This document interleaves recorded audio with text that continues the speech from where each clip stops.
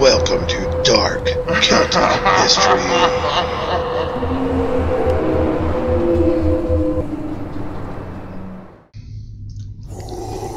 The Gorbals Vampire, the iron-toothed child eater. Now word of the Gorbals Vampire spread from lip to lip. Wide-eyed, the children relished this tale of horror. The word was that it had pale skin, its eyes were red, they glowed in the dark, it was 7 feet tall. It had sharpened fangs made of iron. You'll never guess where it lives. In the gravy. It's a colloquial name for Southern Necropolis, the toughest part of Glasgow. Now their voices dropped to a merest whisper. With bated breath they listened and waited to hear of the next victim. 2 local children had gone missing, never to be seen again. Rumors abound that they were eaten by the monster, no doubt. Hearts raced, and knees turned to jelly. News of the Gorbals Vampire spread like wildfire, from child to child, from playground to playground and school to school. But these children were not the faint-hearted type who might sneak under the bedcovers and close their eyes tight as they relived the tale of nightmares. No, these were some of Glasgow's toughest, raised in poverty and with the knowledge that survival meant facing your deadliest fears. People and children went missing around here all the time, but never by a vampire.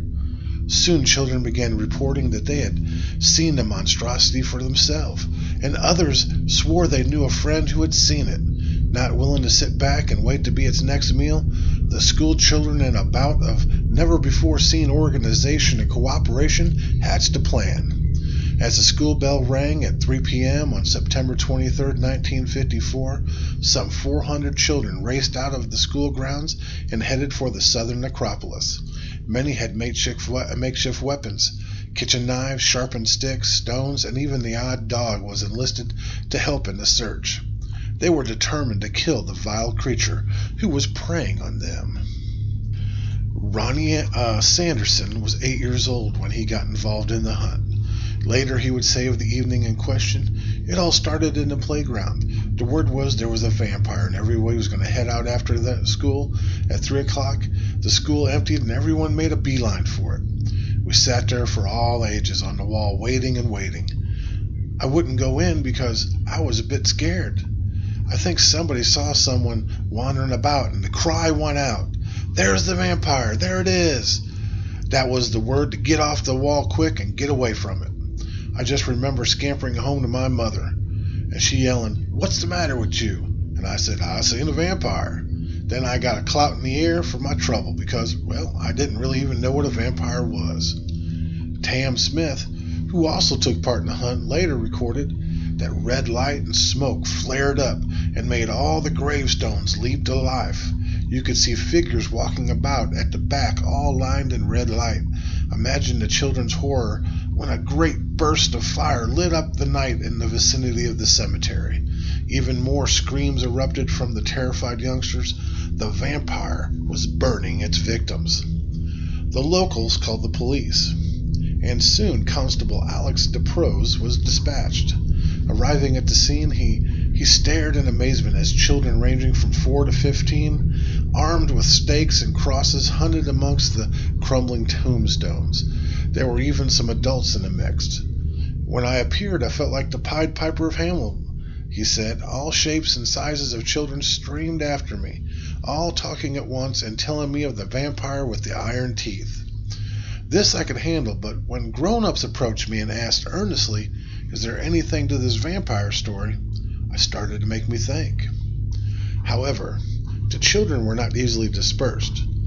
More police still arrived, and they were intent on hunting down the monster. Eventually, Edward Cusick, the headmaster of the St. Bonaventure's primary school, was called out and gathered all the pupils together to reassure them that the vampire story couldn't be true. Then, in typical Scottish fashion, it rained. Now, all the children were forced to go home. But over the next few nights, a small but persistent group of vigilantes, hell-bent on killing the vampire, continued their search in the graveyard. The story made national press. It soon became apparent that there really wasn't any missing children. None had been kidnapped by a vampire or any other creature for that matter.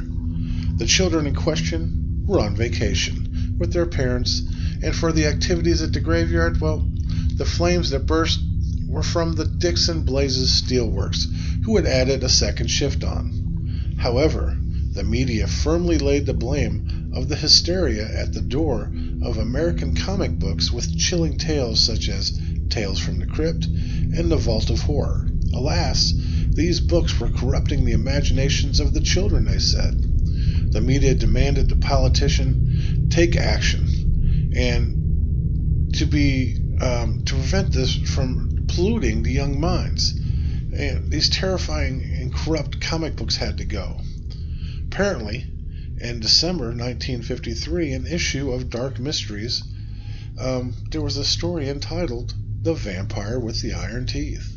Now, this was said to be the apparent source of the mass hysteria. But the reality was that the American comic books would have been beyond the reach for the poverty-ridden children of the Gorbals. None of the children even had a television at home. Many had never even read a comic. Most of the children had no idea what a vampire even was.